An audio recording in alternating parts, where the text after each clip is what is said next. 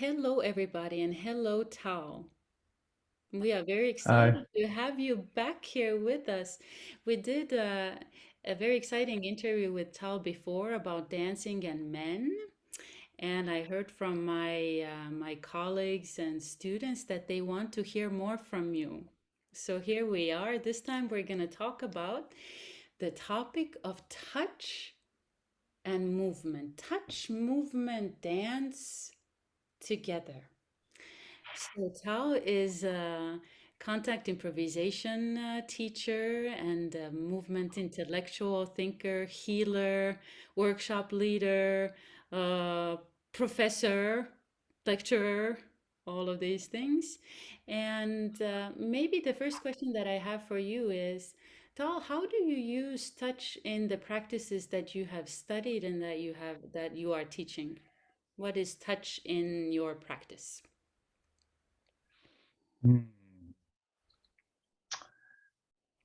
Well, it really informs so many of the movement practices that I am a part of. I think because my background was fused as both a shiatsu bodywork practitioner, and then later I treated people in the water in aquatic therapy, watsu, which is again movement and touch in the water. Um, And I did that alongside being invested in contact improvisation dance. And so I think there's generally an opening of an art form of giving and receiving information through touch. And that in itself becomes an art form that can become potentially a dance when skilled practitioners are invested. Then whether it's receiving touch or giving touch, the whole skin of the body is starting to become a responsive organ. And so when we think about touch, it's common to think of the hands giving touch. It's sometimes less common to think of the whole body being um, trained into understanding touch as a language. That is so interesting.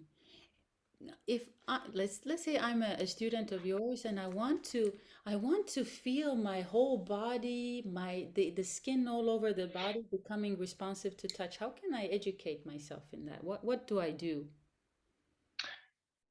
Well, touch. I mean, first of all, it's touch is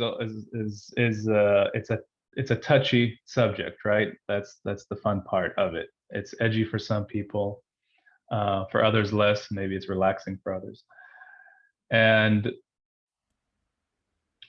in a way, it starts with yourself. If you are only um, interested in working with your own body, then I think somatic practices that have to do with the floor can really help.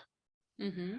And I think people do this all the time. They just don't call it that. If somebody goes and lies in the beach and makes a pillow of sand for the head and then kind of rolls around on the sand and the beach, that actually gives a lot of info for the back, for the torso, for the head, and people get more into their senses. Um, but if it's more specific for a daily somatic practice, then any kind of slow um, movement where you're aware of your body has that kind of sensibility, but it's starting to get really aware of how we feel and slowing things down. Like when you're taking a shower, Mm. how do you feel? Can you let the water pour over your whole body and skin, and then maybe um, change the temperature at the end towards cold so you can feel your whole skin get awakened. If it's lying on the floor and rolling your head or your feet gently from left to right. So it's really just about starting to wake up into sensation. Um, for those that are interested in dance, of course, contact improvisation starts bringing it into how do we um, incorporate the touch as part of the dance, and negotiate with each other in a dialogue as well, with touch and skin and responsiveness. So it's not just hand to hand, it could be any part to any part, shoulder to shoulder and head to head or head to shoulder with another person, really starts waking up the body. Mm. Let's maybe so my first comment in response to your response was, I realized, wait a second, I can activate this awareness in the skin just like in everyday what I do every day, like the shower, as you mentioned. I think that's a wonderful thing to keep in mind. Now, the second comment I have is more like a question. Let's stay with the contact improvisation. Tell us more about how contact improvisation and touch go together. Maybe there are some people who don't know the practice very well, and Mm-hmm. maybe maybe also what you have noticed about what areas, because the hand, I feel, is very sensitive, it picks up information very quickly, but what have you noticed Yeah. about other parts of the body being in touch with other parts of the body of another person? Are there parts of the body that you feel like, oh, I also take in a lot of information about the other person through my belly or my back or Mm-hmm.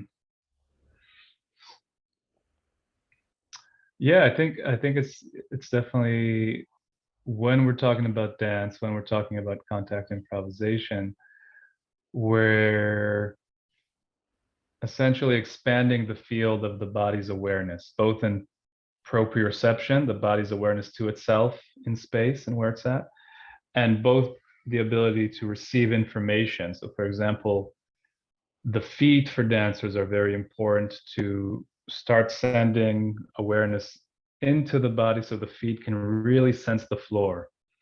And a lot of people encourage walking barefoot so the feet can really pick up information the same way the hands can. The temperature of the floor, where the weight is at, so that's a daily practice for everybody, to walk barefoot a little bit and just get into the feet, hmm sense where the weight is, what the temperature is, hmm sensations. hmm Um, and then the classic um, representations of the body within the brain are usually very big on the hands and lips, because as kids you put things in your mouth, you taste them, so we have a lot of mechanoreceptors in these areas, as we're internalizing it. So your hands and your lips, for example, have a lot of information for the brain. The back less so, and the legs less so. But if we train ourselves to sensing into the backspace, hmm um, into the legs, then contact practice is something that slowly kind of awakens these surfaces to be um, less hierarchical in a way. For example, hands, lips, and probably chest would be like our front body, so we sense more information here. When we practice contact, even if we practice, for example, if the wall is a partner yes. and I am leaning into the partner and I'm rolling, rolling, rolling, rolling, so I'm sensing my backspace on the wall. But with another human, you get even more sensitive because this is a moving element. So this practice starts to awaken, I think, different parts of the body in a way where it literally shifts the body into being, the skin of the body becomes much more awakened. So um, I haven't done the scientific research, but I do imagine if you could, connect um, some sort of measuring mechanism to dancers' backspace before and after maybe a year of sensing in, I imagine it that the representation in the brain would grow, like how we sense our back, right? From almost zero to, oh, it's out there. Mm. Um, so I mean, we're talking about dance, we're talking about daily life, Mm-hmm. and we're talking about body work. You could also get a massage and have somebody work into your back. Mm-hmm. Um, but oftentimes, I think body work gets treated as a um, rare event. Once every few months on a holiday for most people. So it's, yeah, it's effective, but it's more effective to somehow incorporate this awareness into daily life.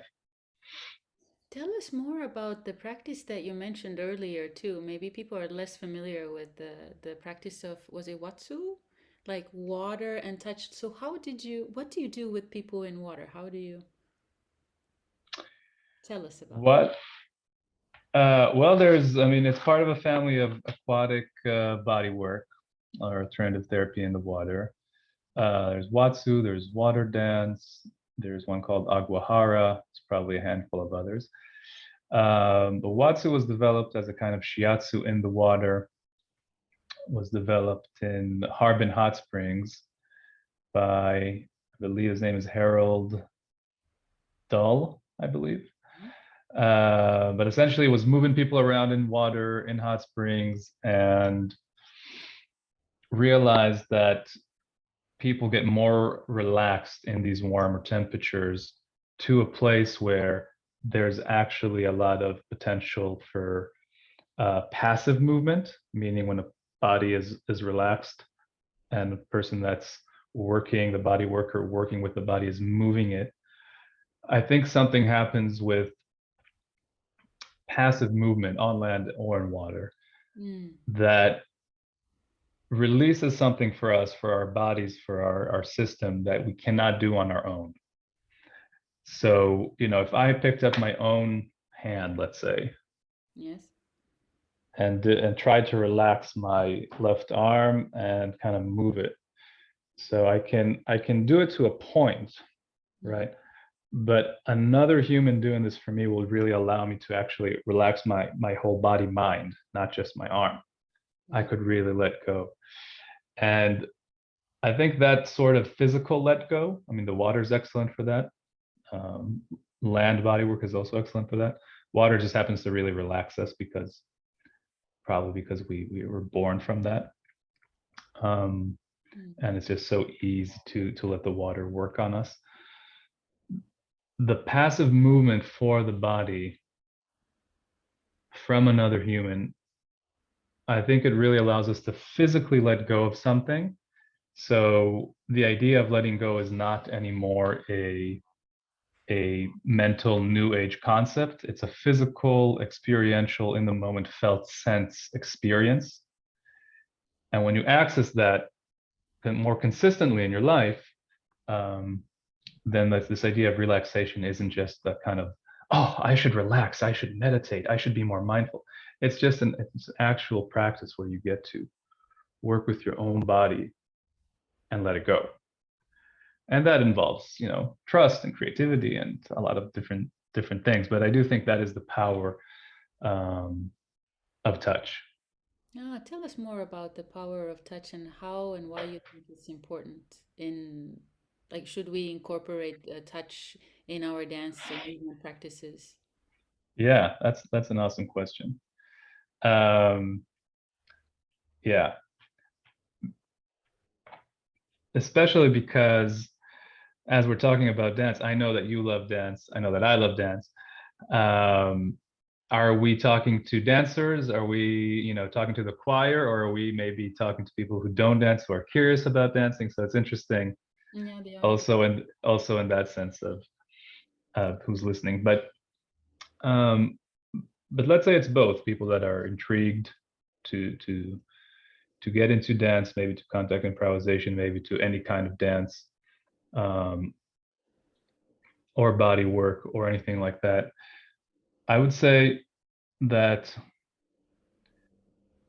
because we grow up, hopefully we have some kind of loving support that needs to give us touch as infants, as helpless creatures. We need to be bathed and changed and dressed, and so much of the daily life has to be with people tending to us, Mhm. which is quite nice. um, and it's quite nice because it's an evolutionary part of the package, right? From maybe going back in time, hatching from some egg, and you're just, okay, well, that's it, to actually needing so much care and warmth and attention. Yes. in that evolutionary process, especially humans, because we're so helpless for so long. I mean, even 3 years, 4 years, still not that. Still need a lot of attention and touch. 5, 6, and so then as we grow up, we shift out of that phase, and it's quite gradual, but all of a sudden there's a message from society where it's kind of like you're on your own. That's it. Yes. You can tie your shoes, you can dress yourself, and you have to start working on your own. And that goes kind of coincides with this shift into touch morphing into a more romantic arena, where that's the a very strong process. And so I think because what happens is as for most adults, touch then becomes almost segregated to a romantic arena on the one hand, or a occasional friends and family kind of hug, or if you have a warm touch family, maybe there's a bit more hugs or pats on the back or something like that. And it kind of oscillates in these arenas. So for people who are not necessarily incorporating touch, as body workers or dancers or circus folk, circus arts, or kind of anything in that level, there's actually not a third channel of what you could call intentional touch or somatic touch or Oh. even neutral touch. Like you don't have a third channel, and you might not even have an awareness that there is a third channel, or another room for this to be part of your life.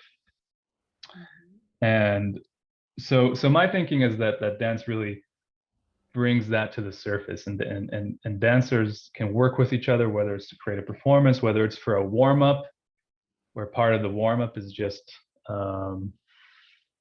maybe putting even just a hand on the scapulas or something to awaken the backspace. And I always facilitate really simple things like that as part of the warm-up. It also could be a hand on the shoulder or a hand on the back. And part of that reasoning is, one, to give awareness to the body, very immediate, very effective. Hand on the back, hand on the shoulders, brushing, awakening some of the receptors in the body. And then the second reason for that is that I really believe it makes us feel connected, even though the excuse for it is, dance, body awareness, warm up. But we, in the background of that, we end up feeling more connected. We leave a class after having had some human connection, Mm. where somebody was basically, given some sort of attention to our body, where the subtext for the body is you're important, you're valued, the world still cares for you, you're not isolated. Yes. So on the front end, you have, body awareness, somatics, this immediate sense of, you have one person tracing your clavicle, you'll really feel this collarbone. And you can really feel if somebody is tracing it. Oh, it's here. It's here. It's here. Oh, now it's this acromion joint. Oh, now it's the spine of the scapula. That's very hard to feel just with my own brain, this kind of tracing. So you get that on the front end, but on the back end, you really get a feeling of like, oh, I'm connected to other human beings. And I think that's pretty huge in terms of overall sense of well-being, I think, in the world for Mm. humans. Yeah. Mm. Um, Tell us something about these two words that you mentioned earlier, receiving and giving touch. Like Mm, what to keep in mind if I want to become, if I want to receive somebody's touch fully, for example, or what to keep in mind if I want to give somebody touch that is, I have some intention with it. yeah. Yeah. That's a great distinction. Um, and very nuanced. So it's a fun question. I'll try to verbalize it. One, just to open it up, I think to start, we'll say that, let's say if a friend has a hand on your shoulder, Yes. the first thought for most of us would be that this hand is touching this shoulder. But one step deeper into it, you'll notice that this shoulder is also touching this hand, Uh-huh. right? So there could already be a game just like that with giving and receiving, where the hierarchy is not that hands are touching and then there's somebody that's getting touched, but that this is also touching the hand, this shoulder here. Right. So if the hand wants to be receptive and essentially receive some information, it has to relax the tension and the doing. It's not like I'm here, I'm doing something. So if I can just be present and relax the tension Mm. in the palm of my hand, it can start to be a bit more like a cup receiving information, right? Mm. And you're just kind of it's a more of a neutral state. A lot of people that practice meditation, can feel into what would be more neutral state where it's not about adding any fuel to the fire, right? Thoughts come and go, things are arising, but you're just with it. You're not. It's like you're not really in a state of wanting for this to change. You're not interested in fixing anything. You're really just breathing with the moment, and that's a receptive state. Giving information, whether it's the shoulder giving to the hand or the hand giving to the shoulder, giving information has more to do with, um, I think, the nuance of intentionality. Mm-hmm. So a lot of times in contact, I invite people to do a kind of exercise where they'll put a hand on a person's shoulder and have the intention of guiding very subtly, but not in the energy of go there, come here. Just to try to have the intention come through in the most subtle way of where you want this person to go, without insisting on it. Um, and so I think if you can get nuance with giving information and not insisting on it, then that can be a very interesting way of, whether it's hands or any other part of the body, Mm. acting as the hand. I could imagine my elbow has the same sensitivity as the palm. And so that kind of intentionality starts to get interesting Mm. because you can work with another person in nuanced ways. And a lot of it is invisible intention rather than, I really want you to go here or Yes. go there. It's a bit more like, I don't do horse riding, but I'd like to try it. I imagine it's similar. They're not trying to go in very strong physical responses. It's all subtle because it's about connecting Yes. and intending. Yes. Or like So giving. that's yeah, because if you go too strong, the whoa. Mm. But actually, it's about connecting and intending. It's got that kind of nuance and awareness. So in giving information, I just think of getting more and more subtle with, even if it's shiatsu is a lot about crawling and giving weight in a gradual way. Yeah. So it's developing subtlety rather than like pushing into a body. You can gradually give weight, but in increments. Mm. So like 10%, 20%, 30% as you're pouring the weight. If somebody's lying on a flat surface and you're pouring the weight into the body. So it's developing nuance and gradualness and sensitivity.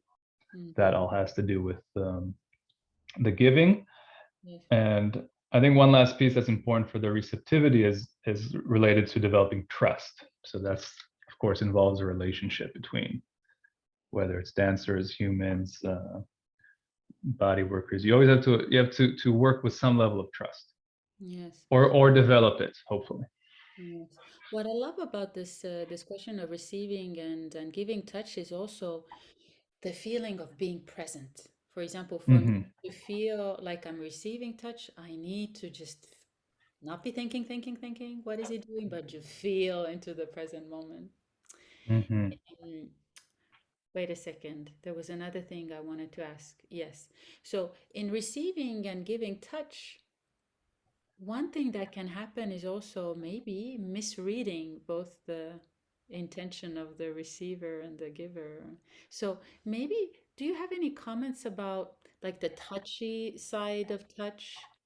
Mm, for example, there might be people who resist, don't want to be touched, or maybe there is an inappropriate touch, or just in, as I've been thinking about this topic and Hmm. observing my daily life, I also feel, wow, there is actually a lot of touch that I don't want to receive also in daily life coming from strangers. And so anything about movement and touch in that respect.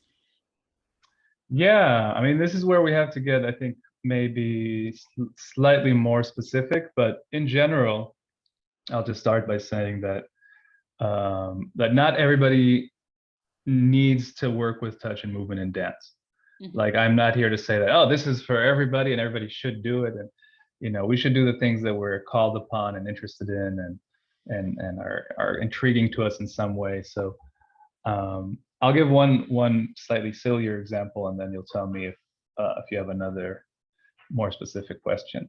So, for example, if we're playing basketball, um, it's more neutral, easy to talk about, and there's a person that is interested in playing, but for whatever reason, uh, something happened with the basketball at some point in their lifetime. Maybe they got hit too hard with one at some game, and they developed some kind of like, I don't like this basketball's being thrown at me. Hmm. Um, so I would say to that person, all right, if you still want to play, find a way to work on that so that you really feel comfortable with a basketball. Find some kind of safe environment, maybe play with some friends in a very relaxed way.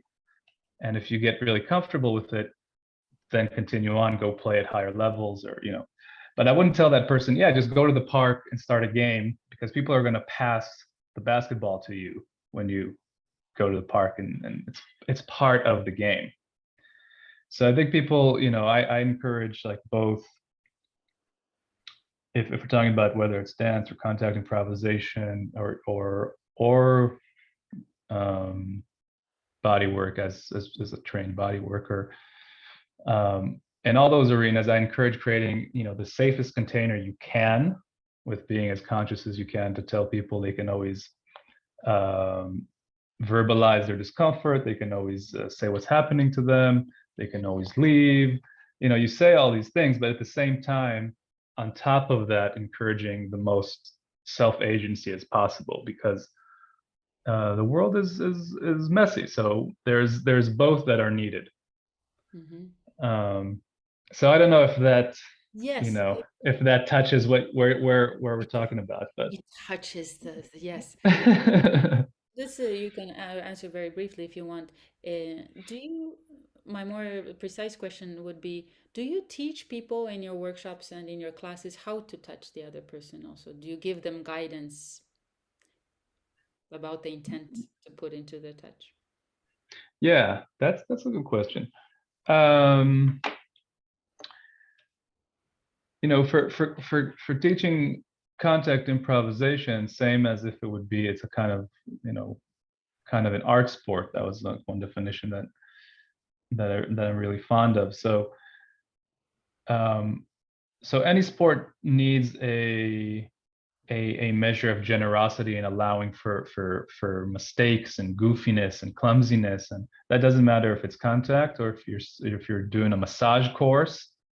Then then there's a generosity that's needed and a good intention. If we're just doing it doesn't matter if it's shiatsu, Swedish massage, or cranio, or anything. If we're not practiced and we want to practice, then maybe the first person laying hands on us isn't very informed, and maybe the tension and pressure is not quite right. Hmm. Um, and I would, as a receiver of that situation, I would say I would distinguish between like generous kind of moment of, hey, this isn't 100% precise, but all right, somebody's practicing here, I can go with this. Or, this is just really off for me, so I'm gonna say something or verbalize or say, hey, this isn't for me right now. I'm going to take a break, but thank you for practicing. So when I am teaching things, that are very simple with touch, I try to give all these cues of presence in the hands and relaxation, and generally not having a tense state as I'm giving touch, also mentally, to Mm, another person. So I'm not transferring that kind of um, anxiety into another human, oh, but trying to foster a kind of using touch as a way for me to foster my own well-being, to work on myself. So I'm asking more, where's my breath? How am I doing? Where's my weight? Am I comfortable yeah. with my body? And then when touch is an extension of my own comfort, hopefully that creates a kind of a field that can invite another person. So I try to encourage all those things, but like anything that you teach, um, or share, some people will have a skill and a gift for it more than others. Um, and yeah, there's a vulnerability in that for sure. Mm.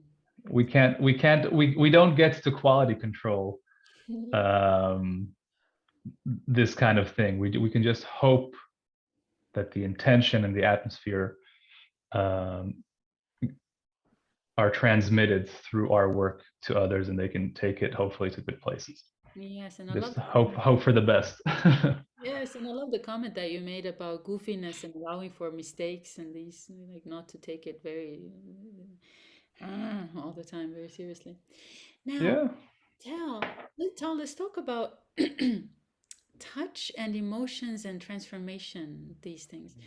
Do you have maybe from your own experience or witnessing your students some examples from touch used in movement where you felt like, wow, this was really a moment that impacted me greatly or evoked my emotions or I remember? Yeah. Mm. For example, I'll tell a little story as you Yeah, please. I'd love to hear it. like we met now how many years ago? 5 years ago, 6 years ago? I don't remember. Yeah.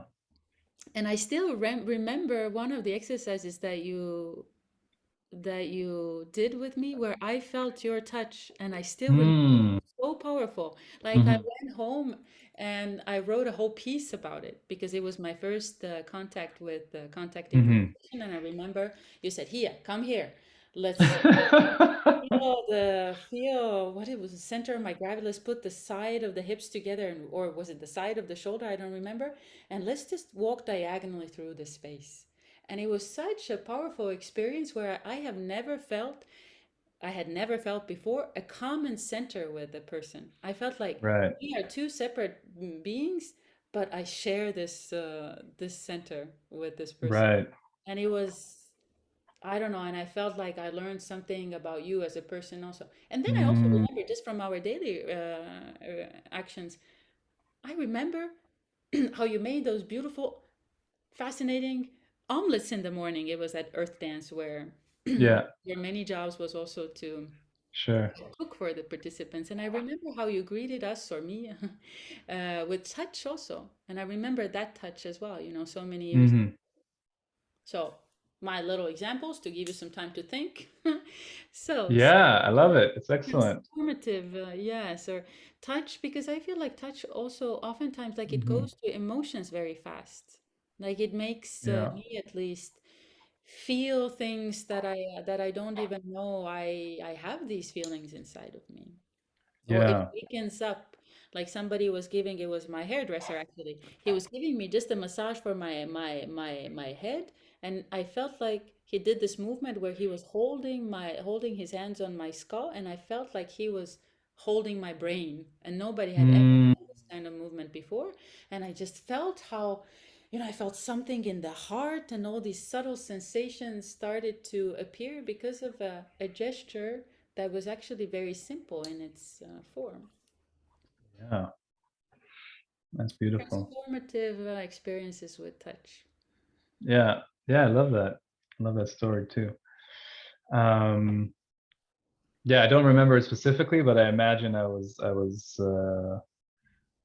working with, as you were saying, yeah, this the clarity of a shared mutual center of gravity through the structures, um, and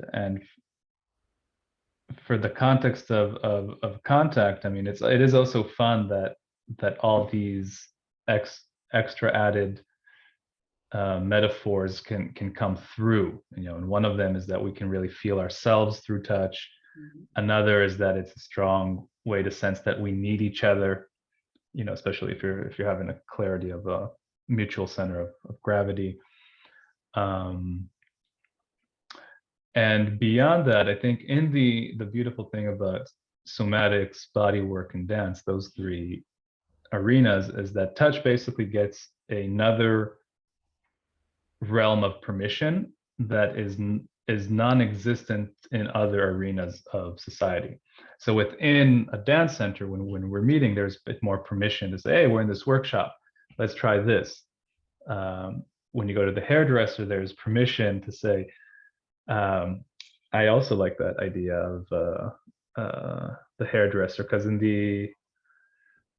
I haven't seen it recently, but I remember when I was younger, there was a hairdresser that had that backward sink Oh, and yes. would pour the hot water, and it's a very specific, satisfying sensation of the hot water and somebody touching your head. Um, so it just so happens to be I discovered that I'm a touch person. I have a high need for that to be part of my life. Part of me believes that we all are, but within that, maybe some uh, are authentically less so, and then maybe some are, but are actually in kind of denial of that. There's some pain there, and would secretly want more touch in their life.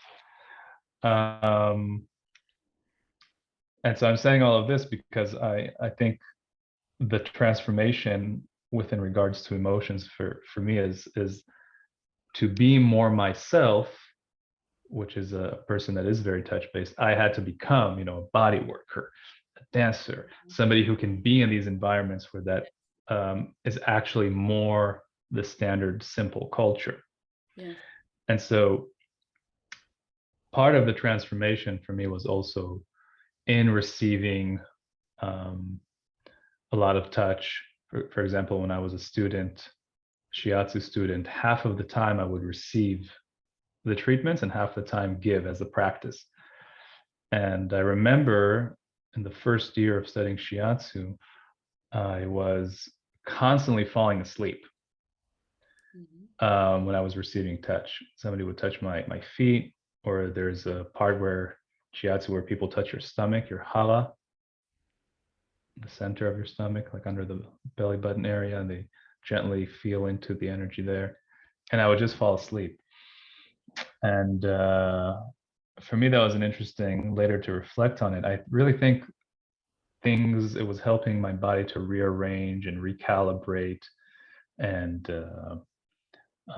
definitely heal itself. That time was also when I was relatively close to the time after my military Yeah. um, training and experiences, which put me very much in need to, you know, heal my whole system, my body, my mind. And so my that was an instinct for me that of how powerful this is, because I really felt like it allowed me to I would call it assisted self-regulation. That's what touch can allow a person. Mhm. You know, the idea um, of self-regulation versus co-regulation is that you can, you know, have the capacity to calm your own system down, connect to your nervous system if you were just in some scare, breathe, do something. And of course, self-regulation with another person. Like if something happens, you go to a friend and you talk it, and then Yeah. together you feel like that. This other arena of dance and bodywork, it can even lead to this even more nuanced place where it's like assisted self-regulation, the permission around touch for dance or for receiving body work, allows you to get into your own body in a new way and actually have some external information that you then work with internally. Um, and for yeah, for those who discover that nutrient, it becomes something that I think is just transformative when it can, like a vitamin that helps you on a Yeah. more frequent basis. Like if you're deficient of vitamin C and Yes. you start taking it and then start feeling amazing, then I Yes. really think of this as a vitamin that if you happen to think, oh, I'm actually this warm person that needs touch in my life, and I don't need it just from in like one specific way, not just from this kind of arrangement, not only within romantic context, but in other ways, somatic ways, movement ways. Then I think, yeah, I think that vitamin can be really transformative. Vitamin T, maybe. Vitamin T, I love it. And Yeah, maybe this is actually a good way to segue into our yeah, conclusion. Also, I want sure. to ask you as one of my last questions.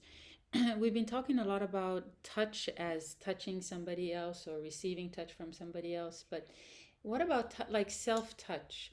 And Hmm. maybe here, imagine that there are some listeners who are intrigued by this conversation and they would like to have some simple, maybe touch-based activities that they can incorporate into their daily lives. You already mentioned the idea of spending time bare feet or letting the skin feel the shower or maybe even like putting lotion on or something like this. Do you have any other Mm, recommendations for how to incorporate self-touch perhaps into one's daily life mm, or movement routine or a warm-up routine or after movement routine or something like this?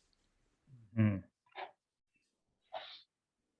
Yeah, definitely. Definitely, if you're in a place that has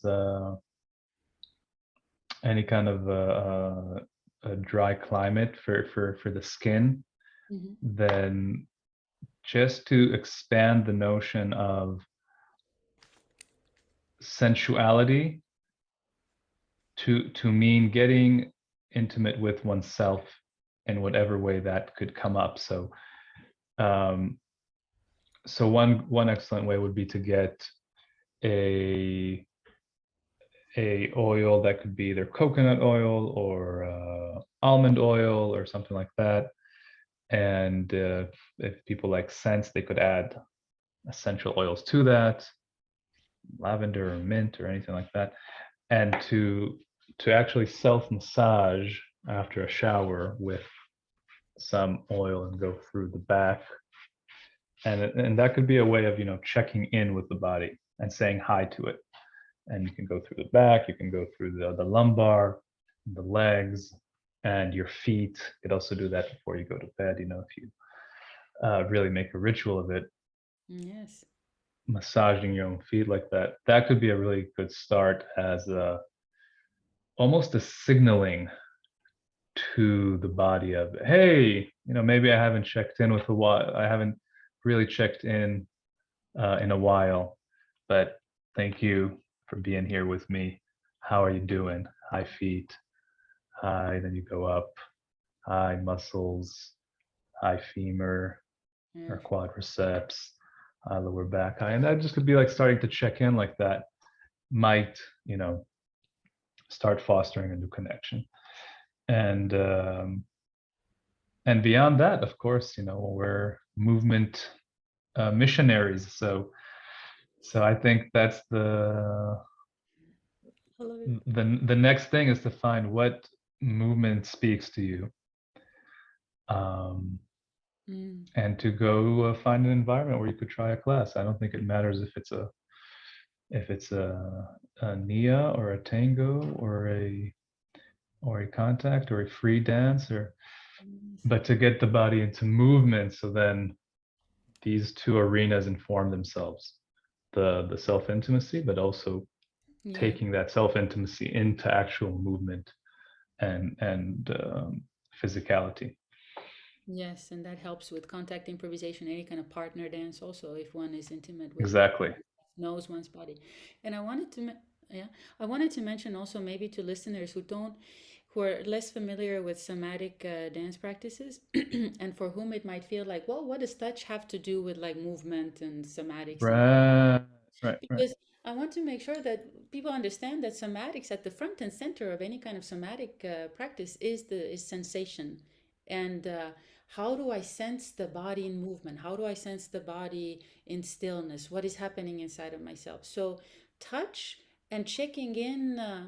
With ourselves, with the body, the way in which you mentioned, just for example, using the oil or cream or something like this, is essential because it gives us information about our sensations, and that is Beautiful. what we do when we move in somatic ways. It's just another way to come to the sensations, to come to these different layers, whether it's the skin or the muscles or maybe the bones underneath the, yeah, organs, Yes, as you mentioned. yes, yes, that's exactly right. That's exactly right. I think that's a great distinction. Um, yeah, yeah, especially because it really grounds it into that foundational place where whether it's a form of dance or a somatic modality like you have, of course, Feldenkrais or BMC Mhm. or Gaga or meditation or all kinds of ways of sensing in generally, that Yeah.